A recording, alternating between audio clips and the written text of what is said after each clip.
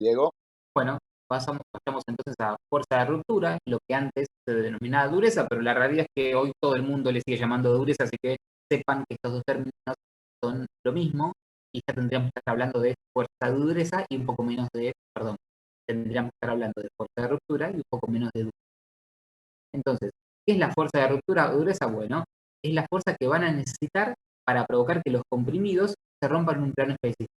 Ahí van a haber mucho tabletas. Esto es porque en la farmacopea de Estados Unidos, comprimidos se considera como tablets. Entonces, para que lo tengan bien claro, tabletas y comprimidos es lo mismo. Donde ven una cosa o la otra, lo mismo. Entonces, ¿qué es la fuerza de ruptura? Repetimos, es la fuerza requerida para provocar que los comprimidos se rompan en un plano específico.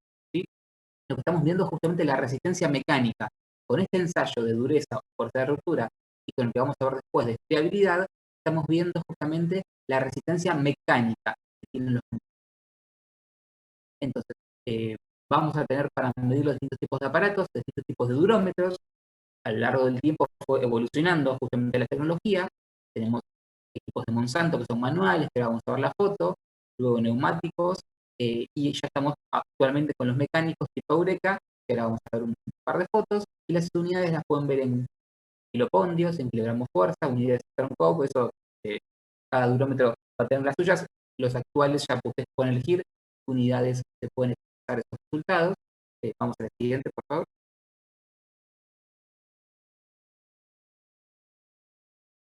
De lo que le comentábamos recién, son los tres tipos de durómetros desde que empezamos a medir la dureza hace 50 años hasta ahora, los que se vienen utilizando. Vamos a la siguiente.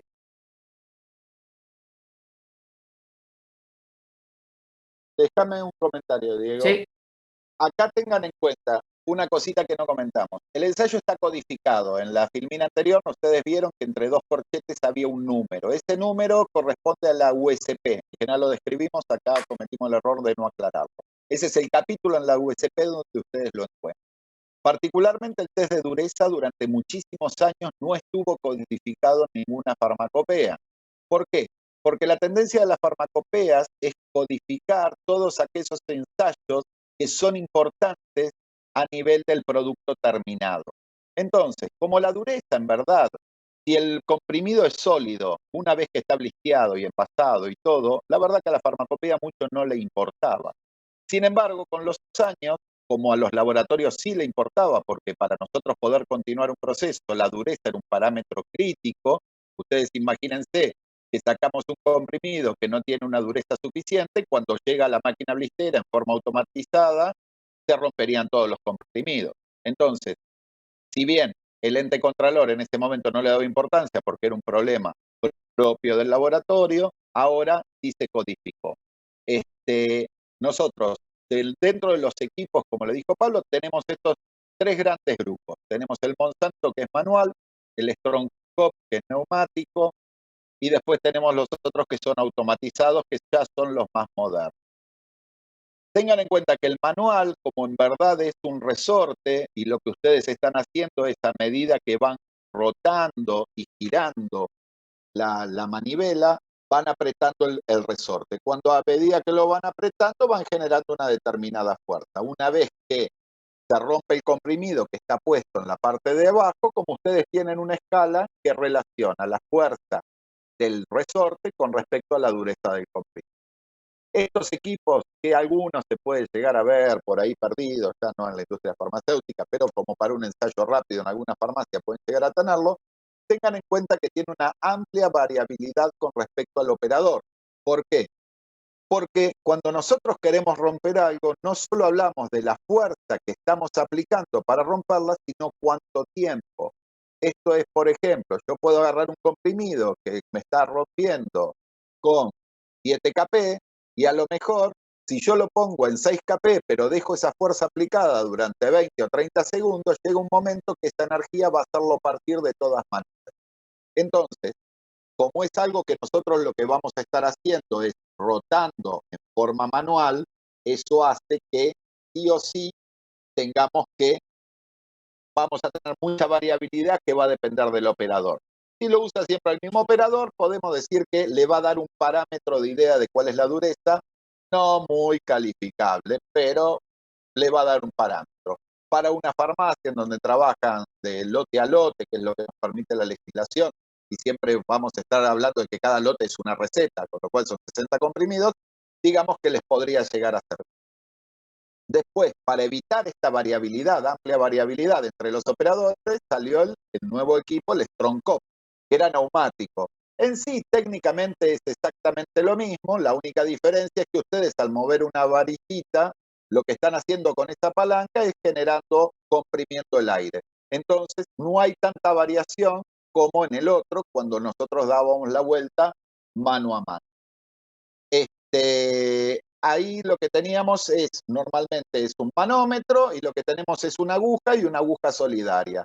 El manómetro va a ir subiendo de presión y automáticamente nosotros vamos a tener, a ver, acá está la cámara, acá está, nosotros va a ir subiendo de presión y vamos a tener una aguja solidaria. Cuando llega al punto de ruptura, ¿qué pasa? La presión automáticamente cae, pero cae la presión y la aguja solidaria va a quedar en la última posición o la más alta que marcó. Con lo cual ahí teníamos una medición bastante más confiable y después ya nos iríamos a los equipos mecánicos, ¿sí? Que son como los que tienen al lado, que están todos interrelacionados y ahora les va a comentar Pablo un ejemplo de equipo. Hay muchas marcas, cada uno tiene sus diferencias, pero sepan que hay. Después en el trabajo práctico van a empezar a ver videos de cada uno de los equipos, al igual que harían en un trabajo práctico cuando van al trabajo práctico.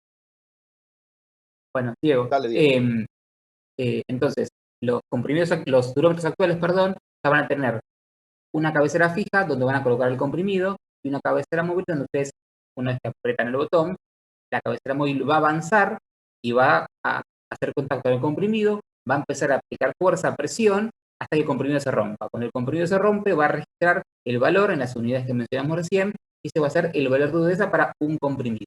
Bien, ya estamos viendo imágenes de durómetros más modernos, más actuales, donde ya pueden poner 10 hasta 20 comprimidos en la corredera y no solo el durómetro les va a informar la dureza de cada una de las 20 individuales, sino que puede pesar los 20 comprimidos, puede medir el espesor, puede medir el diámetro, y o sea que ya les brinda ya mucha más información para tener justamente en minutos. Tengan en cuenta importante con la dureza, a veces nos manejamos mucho con los promedios. Con la dureza hay que tener cuidado con los promedios porque por ahí ustedes tienen un rango de especificación de, no sé, de 10 a 15, ¿sí? Y por ahí tienen la mitad de los comprimidos de baja dureza, la mitad de los comprimidos de alta dureza y por ahí el promedio les entra. O sea, tienen que tener cuidado con eso. O sea, no solamente importa el promedio de dureza, sino el límite inferior y el límite superior. O sea, cuál fue el valor más pequeño que obtuvieron, cuál es el valor más alto que obtuvieron. El rango también es importante, no solo el valor promedio de dureza, ¿sí? Para ver que no se esté yendo el proceso de las máquinas, tengan el control estadístico justamente de esa dureza, de esa compresión. ¿Y vamos a la siguiente? Por eso ahí tienen el R, que es el factor de dispersión que van a tener estos datos. Entonces, ahora vamos bueno, a acá lo que vamos a escuchar un hablamos poquito a es, ustedes. por Sí, sí, eso, Ariel. acá tienen, ustedes sí que lo tienen, entonces la idea es que ustedes vayan viendo y vayan pensando. Nosotros acá tiramos algunas alternativas, ¿sí? Volvemos a lo mismo, puede ser alguna de estas o pueden ser otras, son ustedes los que van a tener que tratar de detectarlo. Y siempre hagan toda la seguidilla de razonamiento lógico para atrás, ¿sí? Para que de esa manera ustedes tengan un fácil reconocimiento de cuál fue la causa de origen, que en sí es la que nos importa. Nosotros dijimos, si la dureza nos dio baja, una posibilidad que era baja fuerza de compresión. ¿Por qué puede ser baja la fuerza de compresión? Rápido, rápido, vayan diciéndolo.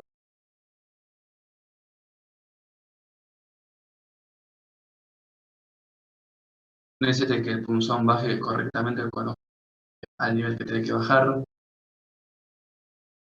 Correcto. O sea Exceso que de estaba lubricante. mal seteada la fuerza. Exceso de lubricante. Bien, ¿qué más? Distancia de los punzones pusieron acá. Problema en los rodillos. Sí, podría ser. Vamos a agrupar todo eso con problemas mecánicos que tienen que ver con la comprimidora. Vamos más hacia lo que es proceso, que es lo más común que pueda variar. En general, las máquinas es cierto que se rompen, o sea, no hay que descartarlo porque a veces uno está como loco volviéndose para entender qué pasó mal en el proceso. Todo el proceso está exacto y en verdad era como dijeron, hay un rodillo que está medio gastado y no está generando la presión que tiene que generar. Pero entonces, bueno, ahí tienen. Menor dwell time. Sí, es correcto, menor dwell time. ¿Se acuerdan? De acuerdo a la cabeza de los punzones. Ay, me gusta. Bueno, no sé quién puso eso, dwell time. Dígame, ¿por qué vamos a tener un dwell time más chico o más grande? Y supongo que si la velocidad de compresión es más alta, el dwell time va a ser menor. Correcto, esta es una de las posibilidades. ¿Qué otro problema puede haber surgido? Para modificar lo mismo, el dwell time.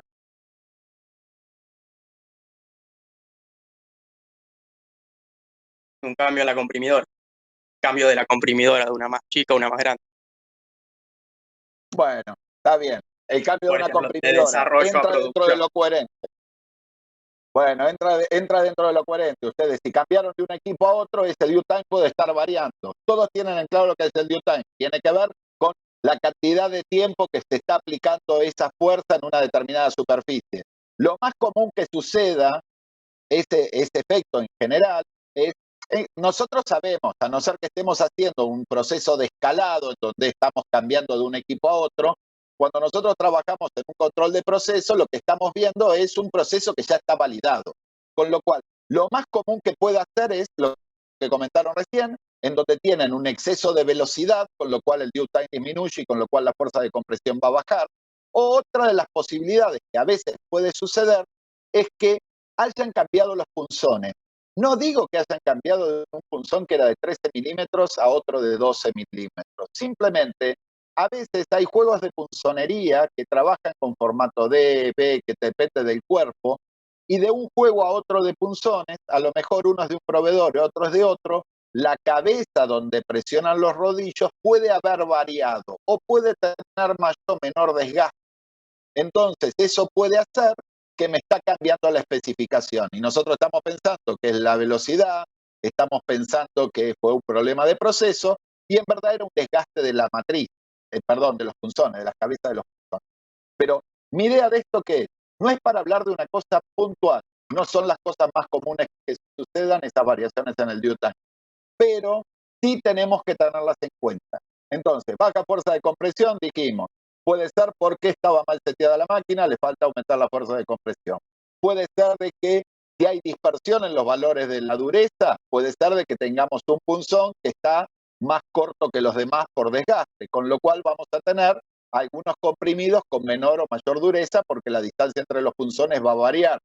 Podemos estar hablando de lo que dijimos antes, problemas en el mezclado, el déficit de mezclado, ¿sí? Podemos tener exceso de mezclado, podemos tener problemas de fluidez. Si yo tengo problemas de fluidez, lo que voy a tener es problemas en el llenado de las matrices.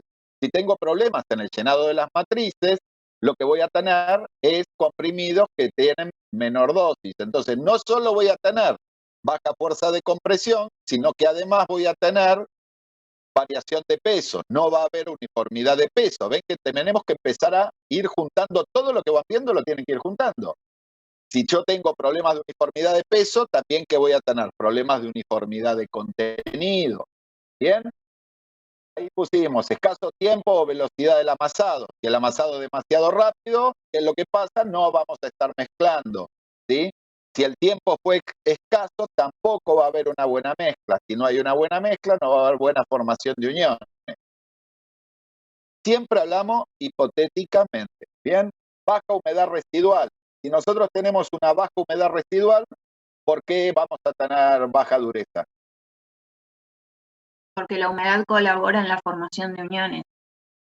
Bien, la humedad es uno de los mecanismos de formación de unión. Entonces, si tenemos una baja humedad residual, es probable que tengamos dificultades al momento de la formación de uniones. Insisto, todo lo que decimos es probable. Puede que sí, puede que no. Dependerá de la formulación con la cual nosotros trabajamos. Hay formulaciones que son mucho más robustas y admiten variaciones de humedad mucho más amplias que otras.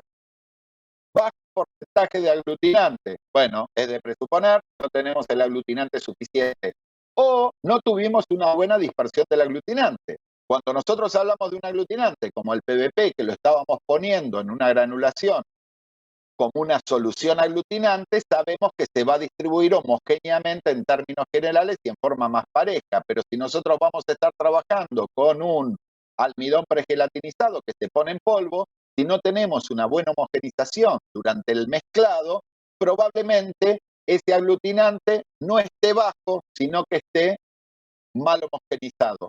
Ambos procesos me van a traer la misma consecuencia, baja fuerza de compresión. Elevada velocidad de compresión, esto es lo que dijimos antes, si la velocidad de compresión es muy rápida, nos puede variar el due time, pero cuando yo hablo de elevada fuerza de compresión, a mí lo primero que me viene a la cabeza no es tanto el due time, sino que voy a tener un problema de llenado de las matrices.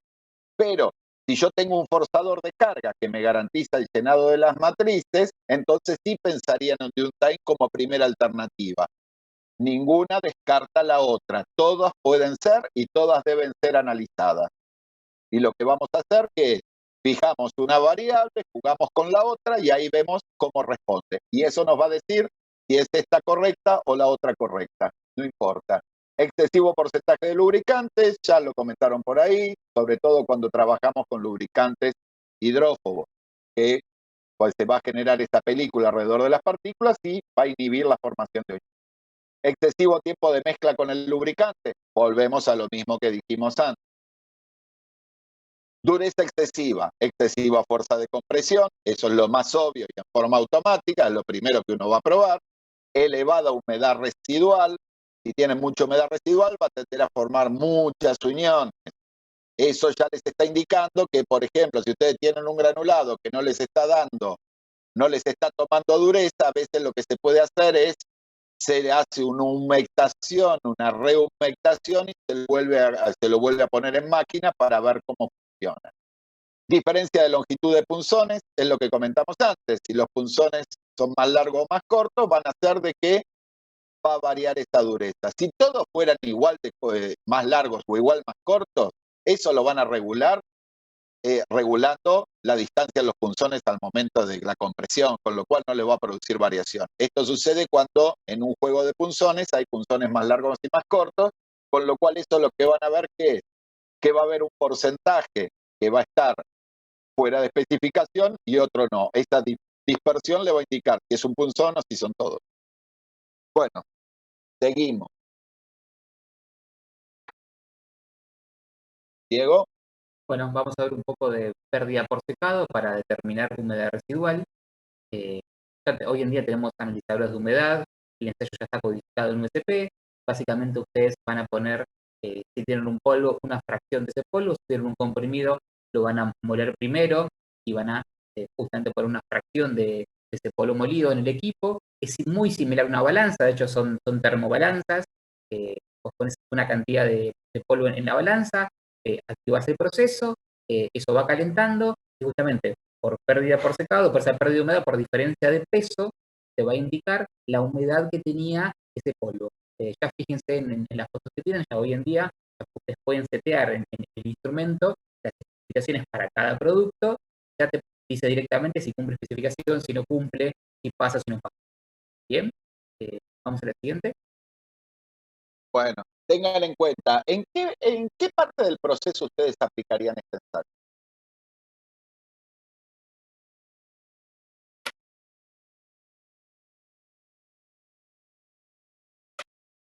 ¿Chicos? Puede ser antes de hacer la granulación, por ejemplo. Antes de comprimir. Por ejemplo, exacto, o sea, este es un ensayo que siempre voy a tender a hacer después de una etapa de secado, en donde yo necesito saber que el granulado se va a secar.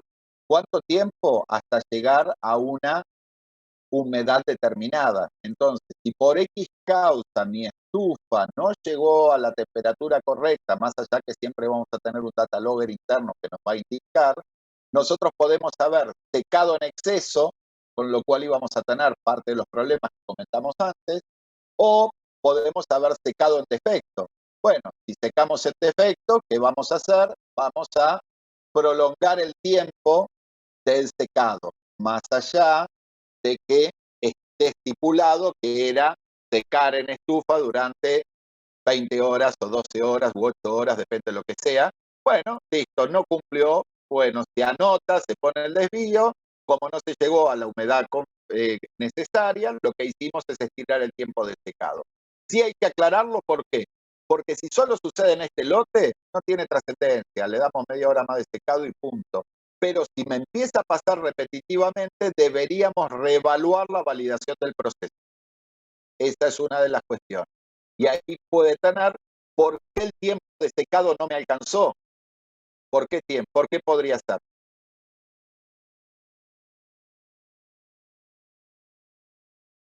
Porque hay un exceso de solvente, por ejemplo. Puede haber un exceso de solvente. Podemos también hablar No de se que llegó a la granulación... temperatura adecuada. Correcto. Podemos hablar de que, hablemos en el proceso, no llegó a la temperatura adecuada, eso es correcto, eso es un tema mecánico de la estufa, que eso lo vamos a ver en el data logger. Pero, por ejemplo, ¿qué es lo que pasa? Si cuando nosotros hicimos una granulación en húmedo, trabajaron con una malla diferente, esa granulación generó partículas más grandes, con lo cual les va a costar más secarse que si eran partículas más chicas. No se olviden que después de estufa ustedes van a calibrar el granulado. Otra posibilidad es que las bandejas, si es un lecho estático, las hayan cargado más de lo que debían cargarlas. Si cada bandeja le ponían, no sé, una torta de aproximadamente 3 centímetros en cada bandeja y después resulta que el operario le puso una torta de 5 centímetros, obviamente el secado se va a estirar. Entonces ahí no es que tenemos que modificar los tiempos de secado, sino que volver a capacitar al personal para que lo ponga de esa manera. Y si no se puede y te dicen que la cantidad de bandejas es imposible meter en 3 centímetros, bueno, listo. Entonces ahora vamos a definir un nuevo tiempo para los 5 centímetros porque estas bandejas son más chicas y el operario, más allá que no era profesional, por la experiencia práctica, nos demostró que nos equivocamos nosotros. Así que bueno, esa es la idea. Problemas de humedad residual. Vamos a ir poniendo todo así ya partiendo. Humedad baja. Los problemas que si tengo humedad baja, ¿por qué puede ser?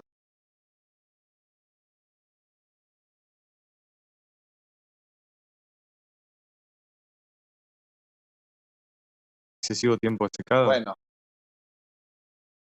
Bueno, si tenemos la humedad baja podría ser por excesivo tiempo de secado. ¿Y cómo lo vamos a detectar esto? A partir de comprimidos, que ¿cómo me van a dar? Me van a dar con una dureza baja, porque tienen baja humedad, entonces no van a tener buena formación de unión. Me van a dar comprimidos frágiles. Me pueden generar comprimidos descapados.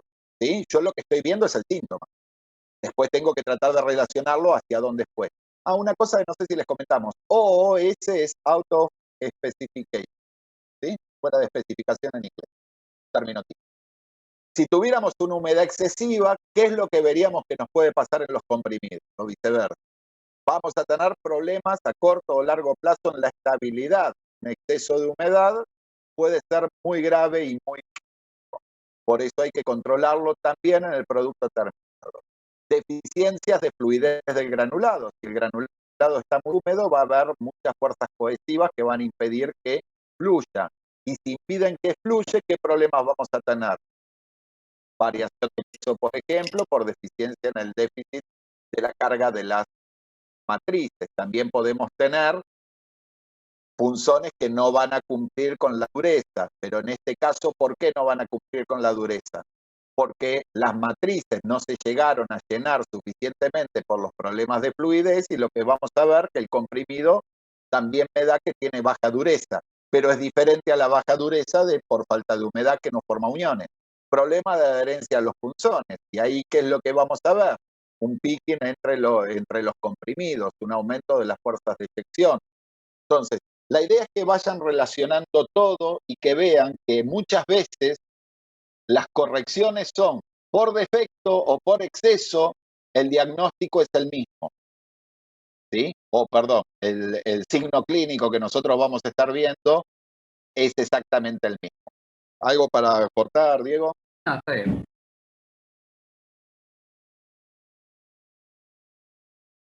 Dale. Bueno, vamos a friabilidad. En este ensayo vamos a utilizar un friabilómetro de Roche, que es el equipo que vamos a utilizar. Vamos a verlo también la semana que viene cuando veamos el trabajo práctico de controles técnicos. Vamos a ver bien los videos, cómo se usa. Entonces, en este equipo, que tiene un ensayo codificado también en USP, como dureza también que vimos, como pérdida por secado que también lo tiene, vamos a ver la capacidad que tienen los comprimidos de resistir los impactos, ¿sí?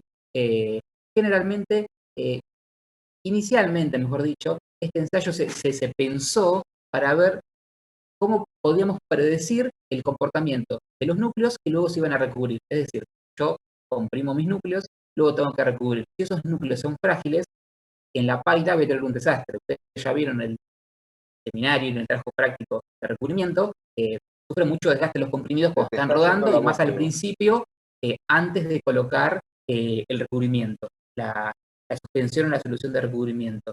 Entonces, si esos comprimidos son débiles, son frágiles, la van a pasar mal en esa primera etapa de recubrimiento. Entonces, uno de los ensayos que se definió para decir si los comprimidos van a soportar o no el recubrimiento es la friabilidad. El equipo es similar o trata de asemejar el comportamiento que van a tener los comprimidos en la paila. Van a hacer la cascada y van a impactar continuamente. Ahora vamos a ver en la siguiente imagen, si querés pasar a la siguiente imagen, Ariel. La foto del equipo.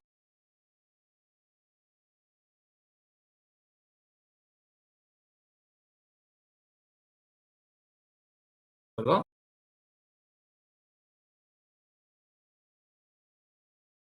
¿Habla?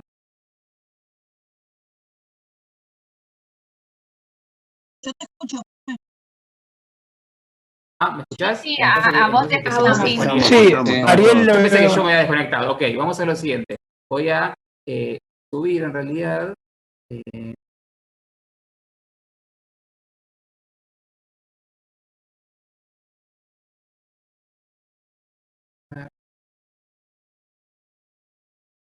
Igual lo seguimos, Diego, si querés, tenemos las ¿Qué diapos. pasa? Que el que tiene Ya la volví. diapositiva es Ariel, el que la está pasando de Volví. ¿Ya volviste? Listo. Volví. ¿Me escucha? Ahí Sí. va. Se cayó Sí, te escuchamos, Ariel. internet. Ahí seguimos. Bueno, no sé qué es lo que él dio acá de friabilidad, eso lo vamos a ir viendo. La diferencia fundamental en lo que tiene que ver con el método de dureza y friabilidad es que uno trabaja sobre las fuerzas tangenciales. Alcancé a escuchar algo que Diego dijo que se usaba mucho para lo que es paila. Hola. Ahí estoy buscando la presentación, así la puedo compartir yo. Dame un segundo.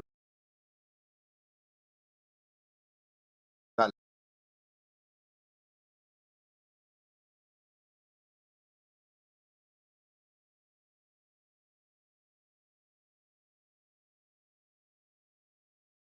Bueno, ¿están visualizando todos el equipo, el friabilómetro? Sí. Bueno, se ve entonces, perfecto. este es el equipo donde vamos a colocar los comprimidos. Fíjense que esto va a comenzar a rodar, ¿sí? En sentido horario, entonces va a asimilar, a asemejar el comportamiento que van a sufrir los comprimidos en la paila. Entonces, esto va a girar 25 veces por minuto y la idea, esta sección farmacopea, es que gire 100 veces. O sea que este ensayo va a durar 4 minutos. O sea, 4 minutos, 100 veces los comprimidos van a subir hasta acá arriba y van a caer, van a impactar en la base del friabilómetro. Ahí se dan cuenta que si los comprimidos son frágiles, se van a empezar a romper, van a empezar ya de movida los bordes muy agudos, o si tienen algún borde salido por algún desperfecto en la matriz o en el punzón, esos pequeños bordecitos se van a ir desprendiendo. Entonces, yo los comprimidos los voy a pesar antes de colocarlos en el friabilómetro y después de terminado el ensayo. Y por diferencia de peso, voy a tener un porcentaje. En líneas generales, lo decía acá en la primera diapositiva, este 1% es mi límite de pérdida de peso luego de este ensayo para comprimidos que no van a ser recubiertos, ¿sí? Ahora, si el comprimido va a ser recubierto, este límite, ¿qué les parece? ¿Tiene que ser más estricto o menos estricto? Más estricto. Más estricto, perfecto. En líneas generales, si ustedes tienen que recubrir, el límite va a ser de 0,5% de pérdida de peso. Si no van a recubrir, va a ser de 1%. Alguno me puede preguntar, si no voy a recubrir, ¿para qué quiero hacer friabilidad? Bueno, porque también en el lifteado es un proceso donde el comprimido también sufre, y si el comprimido es sensible o es muy frágil, en el lifteado también se puede romper y puede sufrir. Entonces, por eso también es importante hacerlo tanto para comprimidos que se van a condicionar, que se van a recubrir, perdón, como para aquellos que no se van a recubrir.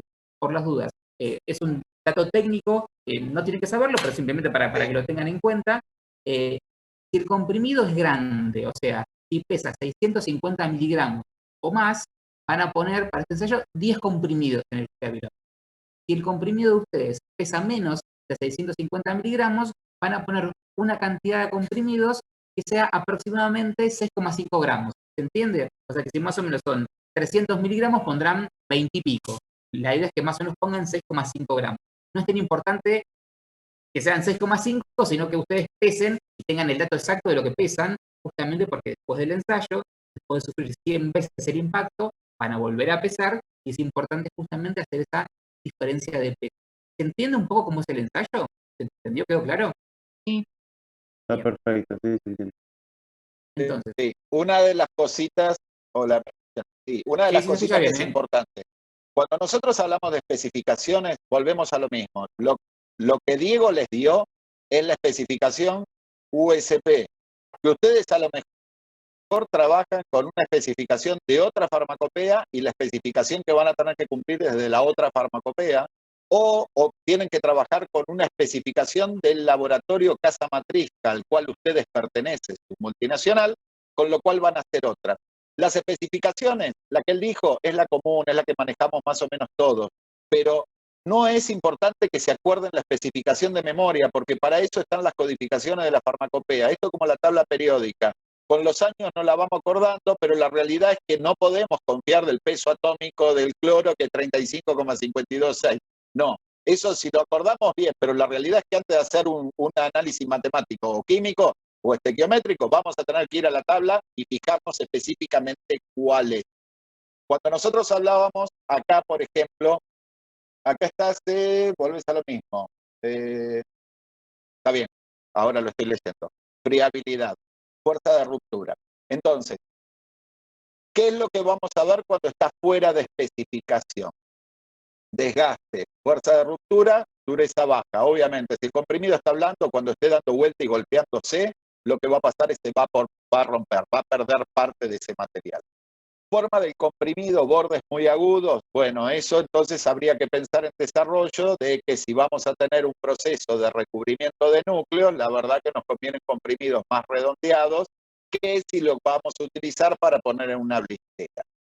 Bien, Diego les dijo, ¿qué son los problemas típicos que nos puede traer que tenga una friabilidad alta? Porque todos podemos ir y decir, y bueno, pero no me modifica demasiado si no va a ir a recubrirse.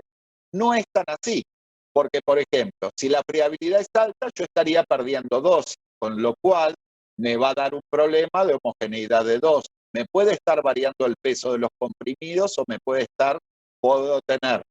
estar fuera de especificación del peso promedio, como también puedo tener una mala o una dispersión muy grande. ¿Qué son los biseles? Acá preguntan. Bueno, los biselados es el corte en forma diagonal que viene en un comprimido hacia los extremos. De esa manera se evita que el corte vaya en 90 grados. Yo estoy sin video, no sé si alcanzan a ver, pero por ejemplo, esto es lo que nosotros tenemos. A ver acá. A ver, ahí entró. Si el corte viene así es en 90 grados. Cuando es biselado quiere decir que el borde va a venir más o menos de esta manera, ¿sí? En diagonal. ¿Se acuerdan los viejos espejos de las abuelas? Que en vez de venir rectos, tenían un pequeño corte bisel. Es un 40 grados, 30 grados. Es para evitar que tengan muy fuerte impacto. Lo que yo estaba explicando antes y justo se cortó cuando hicimos los cambios, tengan en cuenta que tanto friabilidad como dureza, lo que estamos viendo son las características mecánicas. En friabilidad vamos a ver la resistencia, los golpes, fuerzas tangenciales de impacto, que en general es por rodamiento o por cascada, y nosotros en la dureza lo que vamos a ver es en un plano determinado. Cuando Diego dice en un plano determinado, en general son fuerzas radiales. ¿Por qué no decimos radial?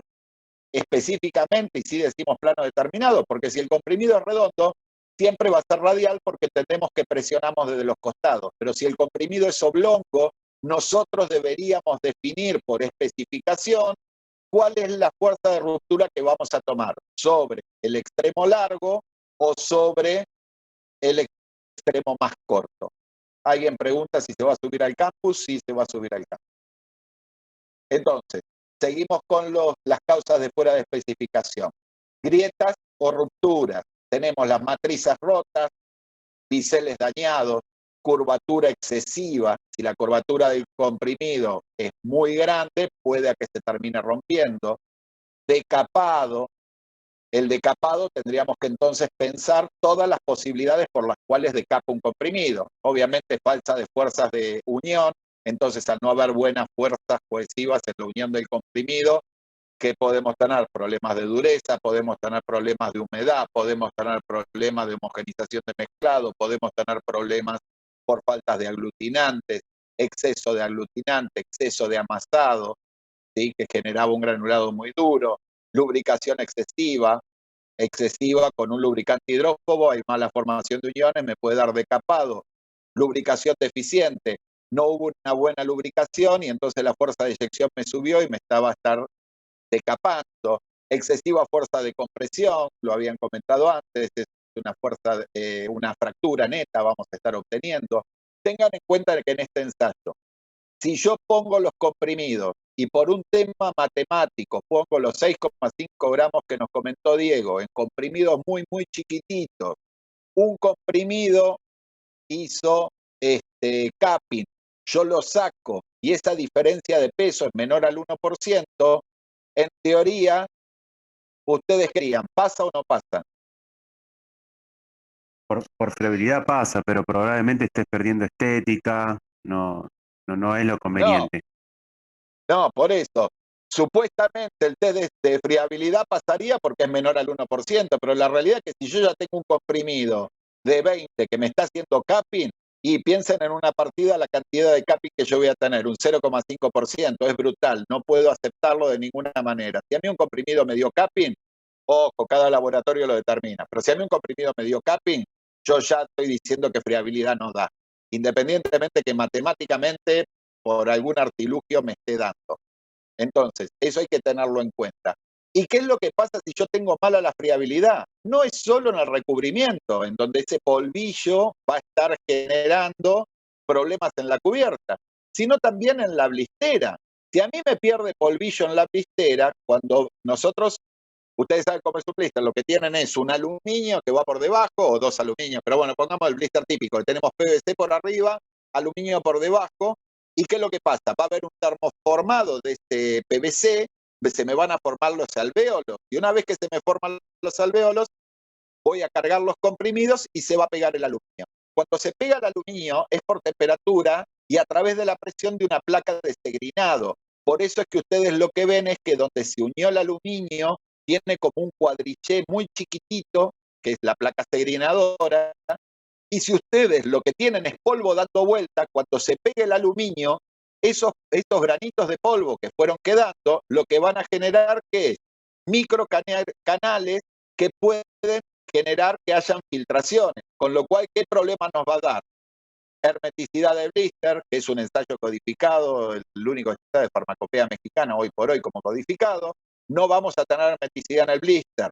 Si no tenemos hermeticidad en el blister, vamos a tener problemas de estabilidad, porque va a entrar humedad, y si entra humedad podemos tener problemas de estabilidad microbiológica o problemas de estabilidad en el producto en sí, sobre todo si es algún producto que se pueda llegar a degradar.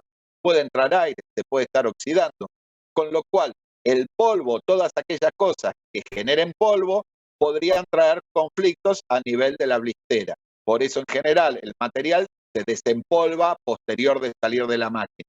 Pero si la friabilidad la tiene cuando está yendo a partir de las cintas transportadoras para entrar en una blistera automática, eso no podríamos estar sacándolo. Por eso hay que tener muy en cuenta los errores que pueden pasar por ahí. Seguimos porque andamos medio cortos de tiempo. Bueno, control de peso, ustedes saben que hay varias formas de verlo. La primera, la más sencilla, es con el peso promedio. Obviamente van a tomar 10, 20 o 30 comprimidos. Eso va a depender de ustedes, de cómo tengan su técnica de fabricación y control para la compresión. Van a tomar, por ejemplo, 20 comprimidos, los van a pesar o van a tener un peso promedio. Perfecto, eso por un lado. Ahora bien, tenemos uniformidad de unidades de dosificación. Ahí ya vamos bien a si está el activo presente en cada comprimido con la cantidad adecuada en cada comprimido, no en general. ¿Bien? Entonces, hay dos formas de ver esto de uniformidades, la uniformidad de unidades de dosificación. Una es ver la uniformidad de contenido y otra es verla por la variación de peso. Ahora vamos a ver un poco las diferencias entre ambas. Entonces, vamos a ver primero la segunda, que es más sencilla. Uniformidad de contenido, es lo que van a tener que ver es, para saber si tienen la cantidad, por ejemplo, si tienen un producto que tiene que tener 500 miligramos de activo por cada comprimido. Lo que tienen que hacer en este ensayo es analizar individualmente, hacer una valoración a 10 comprimidos. Si la técnica de análisis es por valoración, por facturación, será por este método, si es por HPLC, será por HPLC, pero tiene que analizar 10 comprimidos en forma individual. ¿Bien? En la versión anterior, en variación de peso, hay otra forma de hacerlo, que es simplemente, primero, asumiendo que la valoración dio bien y que la distribución del activo es homogénea. A partir de ahí, yo peso esa misma cantidad de comprimidos y con el acto de valoración hago, por regla de 3 simple, una inferencia de la cantidad de activo que tengo en cada comprimido. ¿Hasta ahí me siguen o no se entendió nada? Sí, se entendió perfecto. Bien, perfecto. Entonces, vieron que es muy distinta en un caso o en el otro. En un caso yo tengo que analizar individualmente 10 comprimidos y en el otro no analizo ninguno. Simplemente con la valoración y solo pesando esos 10 comprimidos, yo infiero la cantidad de activo que tengo en cada uno. Ok, entonces, ¿cuándo uso uno y cuándo uso la otra? Bueno, la variación de peso, esto de asumir que la concentración del activo es uniforme y solamente pesar los 10 comprimidos, es aplicable cuando tengo comprimidos que tengan mucho activo, al menos 25 miligramos por comprimido de activo, ¿sí? Y que esos 25 miligramos sean al menos el 25% del comprimido. Parece medio un trabalenguas, pero si lo piensan tranqui, se entiende. O sea, son dos razones. Primero, que tengan mucho activo, que no tengan por ahí 1 miligramo de activo, que va a ser muy difícil que eso se mantenga uniforme. Ya si tienen 25 miligramos de activo o más, va a ser más sencillo que eso se mantenga uniforme a lo largo de todo su producto. Y al mismo tiempo, si esos 25 miligramos son un cuarto, o sea, el 25% del comprimido, bueno, es difícil que si vos tenés el 25% del comprimido que es activo y no esté uniformemente distribuido. ¿Se entiende? Entonces, si ya la cuarta parte de ese comprimido es activo, podemos decir que va a estar uniformemente distribuido. Perdón. Puede pasar que no, puede pasar. Es una inferencia. Pero si el cuarto del comprimido es activo, asumimos que está homogéneamente distribuido. Entonces no hace falta analizar uno por uno 10 comprimidos, sino que tenemos el dato de valoración y con ese dato, más 10 datos de peso, sacamos la cuenta de cuánto activo hay en esos 10 comprimidos que pesé. ¿Se entiende? Un tema importante a tener en cuenta acá es al momento de desarrollo, porque nosotros estamos pensando esto todo en función de que vamos a controlar un proceso, pero también nosotros podemos estar en marketing, podemos estar en planeamiento, podemos estar en desarrollo. Y entonces, si nosotros tenemos la posibilidad de generar un comprimido nuevo que entre dentro de estas especificaciones, o sea, que tenga más de 25 miligramos y garantizarnos que esos 25 miligramos estén más de un 25%, eso va a hacer que nuestros costos de análisis sobre producto terminado va a variar muchísimo y nuestros tiempos también. Entonces, tengan en cuenta, si ustedes tienen que agarrar 10 comprimidos y hacer 10 valoraciones simples por HPLC, eso implica la cantidad de horas, la cantidad de drogas y la cantidad de activos que van a tener que estar utilizando. En cambio, de la otra manera, se ahorran ese ensayo. Y en la industria, todo lo que es costo es beneficio. Está importante cuando vayamos a ver las causas de los fuera de especificación de control de peso es separar la paja del trigo. Es decir, separar cuando el problema es la variación de peso y cuando el problema es la uniformidad de contenido. Es decir, por ejemplo, la uniformidad de contenido no me cumple por insuficiente tiempo de mezclado. ¿Alguien me lo podría explicar? ¿Por qué? ¿Cómo sería ese caso? Que no me cumple la uniformidad de contenido por insuficiente tiempo de mezclado. Y puede quedar mucho principio activo al principio del lote y después en el resto del lote no. Simplemente un Tal problema cual. de mezclado. Clarísimo, el activo no va a estar distribuido homogéneamente en todo su granel, en toda su mezcla de polvo previa compresión. Entonces, cuando compriman, saldrán comprimidos con más activo y comprimidos con menos activo, ¿sí? También te puede pasar en la estufa por migración si el activo es muy soluble y no homogeneizaste bien todas las bandejas. Como hoy habló un poco de Ariel esto de la migración de un colorante, puede pasar con el activo también. Profe, una consulta, ¿puede ser también por sobremezclado? ¿Qué parte del También, principio activo te queda en un sector, digamos, del... Ok. también, perfecto. Sí, sí, sí. También, o sea, Sí. el exceso de, la falta de tiempo, la falta de tiempo de mezclado va a hacer que no haya una buena homogenización y el exceso de mezclado también va a ser un desmezclado por exceso de tiempo. Y otra de las posibilidades que pueden tener es que todo el mezclado salió perfecto, pero ustedes lo pusieron en una máquina con una tolva que es demasiado grande y que la vibración de la máquina está produciendo una desmezcla al momento de la carga. Con lo cual, ustedes vieron cuando hacen mate que lo dan vuelta, lo sacuden y cae el polvillo primero. Bueno, lo mismo podría estar sucediendo en la misma tolva de la máquina.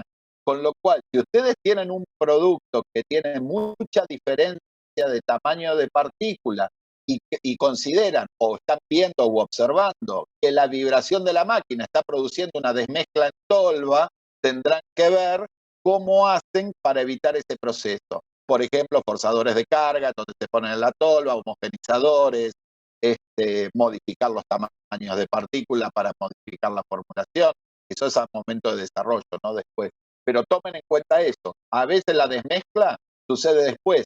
A veces la desmezcla sucede cuando trasvasan del mezclador al reactor en donde lo están poniendo. Por eso se puede solucionar trabajando con bines, en donde ustedes hacen la mezcla dentro de un mismo bin, que es un reactor cerrado, que ustedes lo ponen en un aparato, que lo van a hacer rotar y va a estar funcionando cual si fuese una mezcladora de doble cono, y después ese mismo reactor, sin trasvasarlo, va a ir a la máquina para cargar la tolva. Entonces se evitan puntos o riesgo de desmezcla.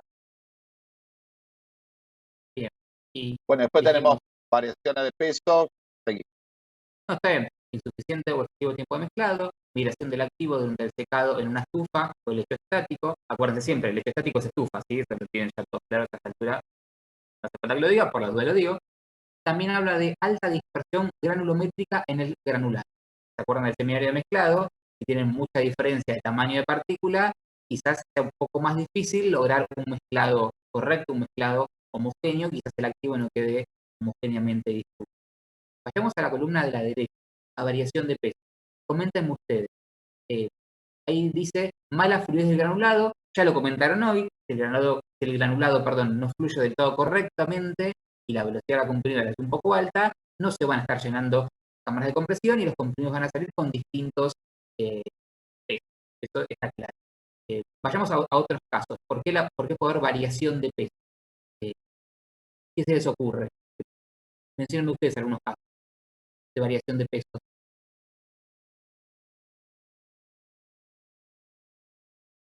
Mala fluidez. Densidad aparente que varió, inadecuada velocidad de carga.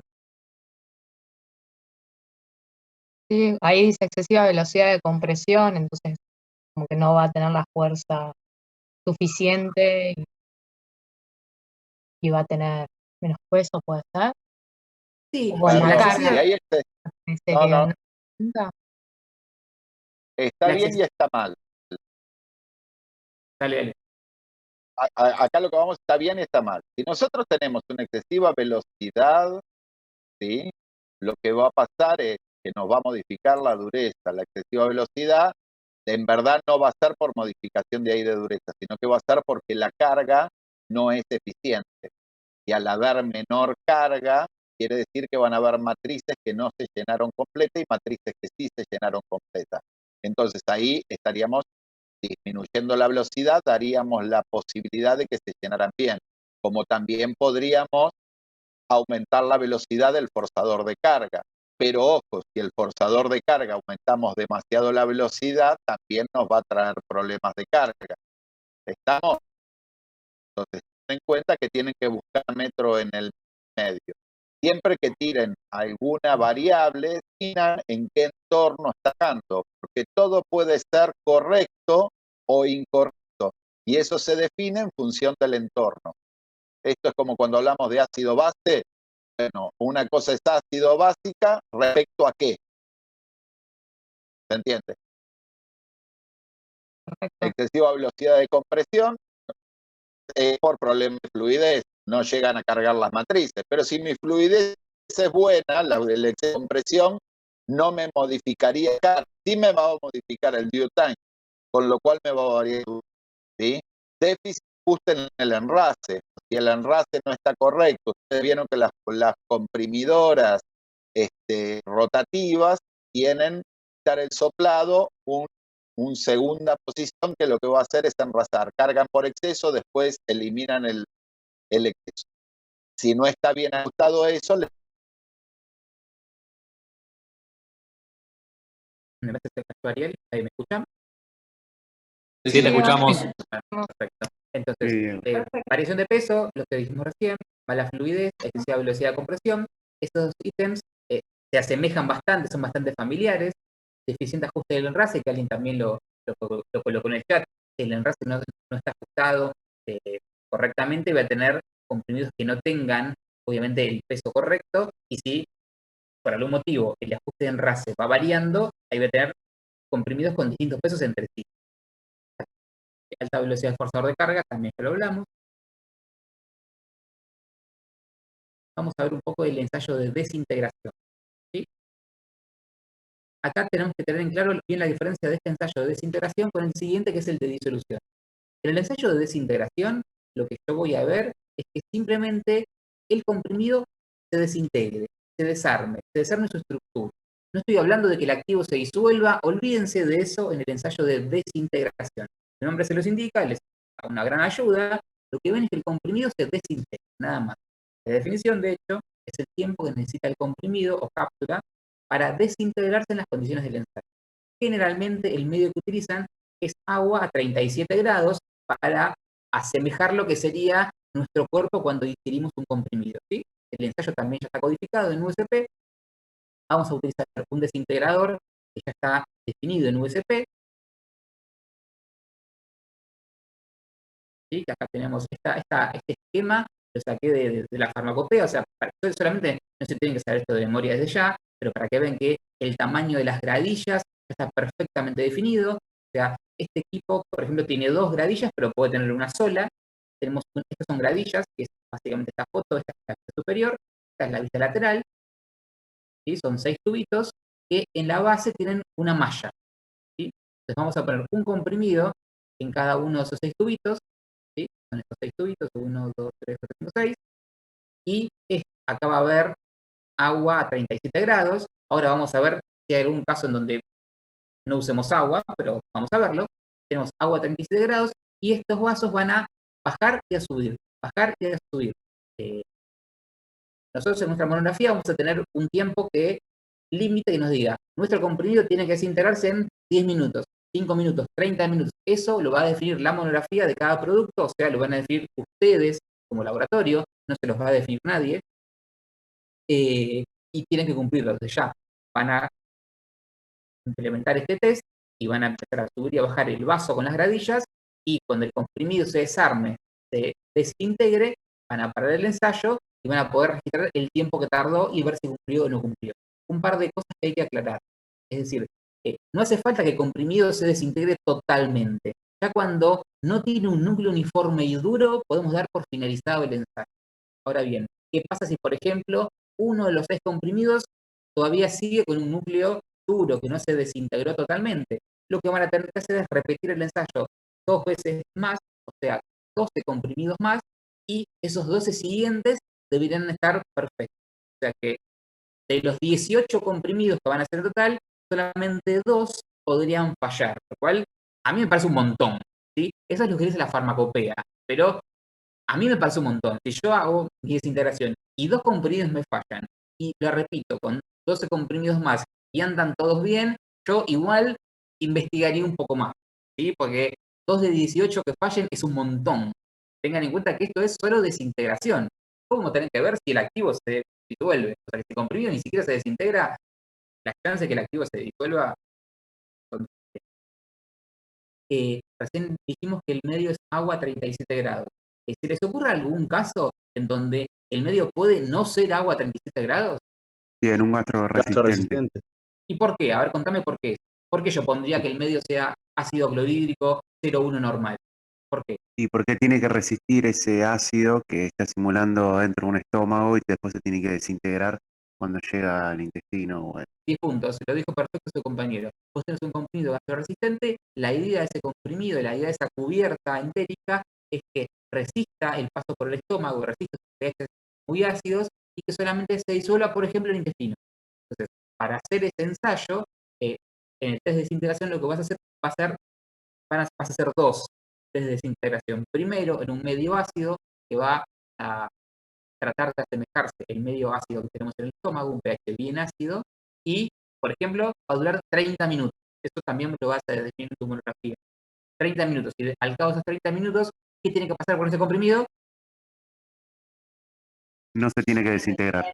Perfecto, no tiene que pasar nada. Tiene que estar igual que como lo puse, pero mojado nada más. Lo sacamos de ahí, a esos 6 comprimidos, los ponemos en otro test de desintegración, esta vez con medio alcalino, ¿sí? Que va a asemejar un poco más las condiciones del intestino, y ahí sí vamos a tener que ver que los comprimidos se desintegran. Por las dudas, no sé si lo comenté, pero esto es solamente información.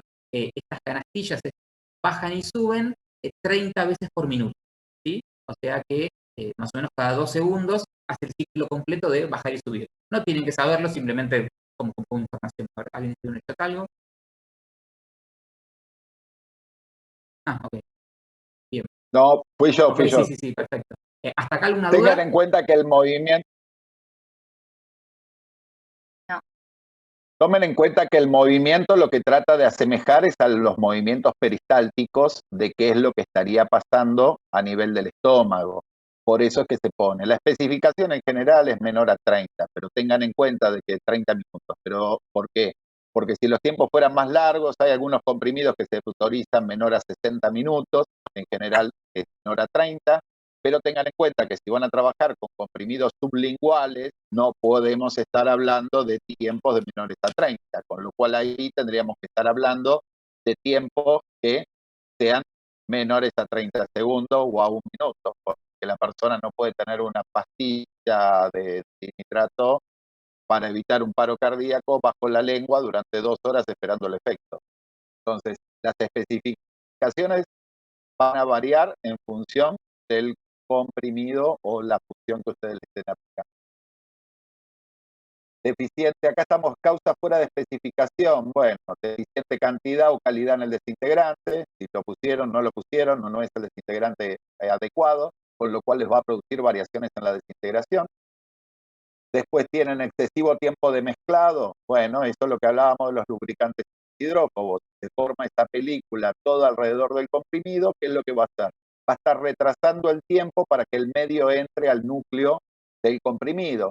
Y si el medio le está costando entrar, hasta que no entre el desintegrante no va a actuar, con lo tanto no va a estallar. Después tienen baja porosidad, alta fuerza de compresión, diferentes solubilidades de los excipientes, que hay excipientes que tienen mayor o menor solubilidad con respecto a otros, sobreamasado, exceso de aglutinante. En el sobreamasado recuerdan que se formaban unos gránulos demasiado duros. Esos gránulos demasiado duros van a modificar el tiempo de desintegración. Lo mismo es si tienen un exceso en la fuerza de compresión. Un comprimido demasiado duro va a tender más, le va a costar más disgregarse que otro. Cuando nosotros hablamos de desintegración, tomen en cuenta que siempre son parámetros que indirectamente los estamos usando para tratar de ver qué pasaría si habría biodisponibilidad o no. Obviamente la biodisponibilidad se mira por ensayos clínicos, no se va a medir a partir de esto. Pero nosotros sabemos que si el comprimido no se desintegró y entró y salió como si fuese un balín, sabemos que la biodisponibilidad no va a cumplir. Pero el que cumpla desintegración no implica que sea biodisponible, a no ser que lo tengamos validado. Por eso puede estar cumpliendo, ahora van a ver lo que es la parte de disolución, que cumpla uno y no cumpla el otro. Por eso, siempre piensen que estos son ensayos para determinar en forma muy indirecta la biodisponibilidad, pero la biodisponibilidad de ninguna manera se controla o se aprueba a partir de un ensayo farmacotécnico. Bueno, vamos a hacer un poquito del ensayo del test de disolución. Simplemente esto no es un ensayo farmacotécnico, eso ténganlo bien en claro. Bien, lo que van a tener ustedes es también 6 vasos, donde van a poner un comprimido en cada vaso. El medio de sí ya va a depender mucho de la técnica. Puede ser agua, puede ser un buffer, ¿bien? También a 37 grados. Eso va a estar media hora, 1 hora en contacto con el producto, con el medio. Después van a sacar una muestra y van a tener que analizar, ya sea por HPLC o por GC o por el método que ustedes corresponda por sonografía. La idea es cuantificar la cantidad de activo que tengan en ese comprimido y que se haya disuelto. ¿Bien? Ustedes tienen, en cada vaso pueden tener paletas o cestillas. Eso lo va a definir su monografía, no lo definen ustedes. Entonces, esto va a ir girando, que entonces 30 minutos o 60 minutos va a durar el ensayo, el comprimido va a estar ahí abajo, va a estar girando, y lo que va a hacer es que el comprimido se disuelva. Ustedes, una vez finalizado este ensayo, van a poder saber dentro de cada uno de esos 6 comprimidos qué cantidad de activo efectivamente se disolvió o no. Tengan en cuenta que, como les dije antes, este ensayo por ahí lleva 20 horas. O sea que yo comienzo este test de disolución hoy y la información la tengo mañana, cuando ya finalicé la comprimidora entera. Entonces, por eso es que este ensayo no podemos utilizarlo como control en proceso. Mientras que, como dijimos recién, el test de desintegración, si bien, como les comentaría, el límite general es 30 minutos, la mayoría de los comprimidos tardan menos de 10 minutos en desintegrar. Entonces, son 2 ensayos completamente distintos. Este de disolución brinda muchísima más información, porque nos dice si el activo efectivamente se disolvió o no, pero tarda un día. El de desintegración, lo único que vamos a ver es si el comprimido se desintegró, pero esa información la tenemos en 5 minutos, 10 minutos. ¿Está bien? Entonces, ya si el test de desintegración no cumple, no tiene sentido seguir adelante con la compresión. Ya algo tienen que parar, pensar y ver qué hacen, porque si el comprimido no se desintegra, difícilmente después cumpla con el test de disolución. Y si no cumple con el test de disolución, no van a poder aprobar ese producto terminado. Entonces, son 2 ensayos que brindan información complementaria, uno mucho más rápido que el otro. Una cosita, en un momento dijiste que, digamos, el test de las condiciones del test de disolución no somos nosotros los que las vamos a determinar. Eso es cuando estamos en control de calidad o cuando estamos en producción. Pero si nosotros como farmacéuticos estamos en desarrollo, somos nosotros quienes vamos a poner las especificaciones para que figuren en esa monografía.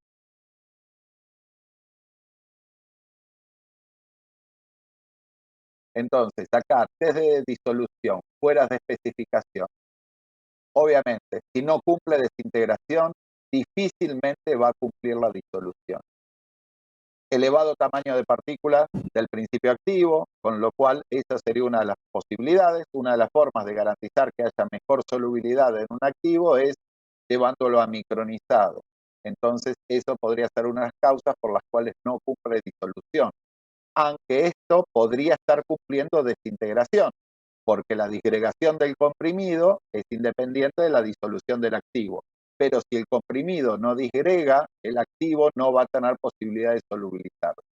Otra de las posibilidades que puede estar sucediendo es como por ejemplo con los polimorfos. Hay drogas que presentan polimorfismo.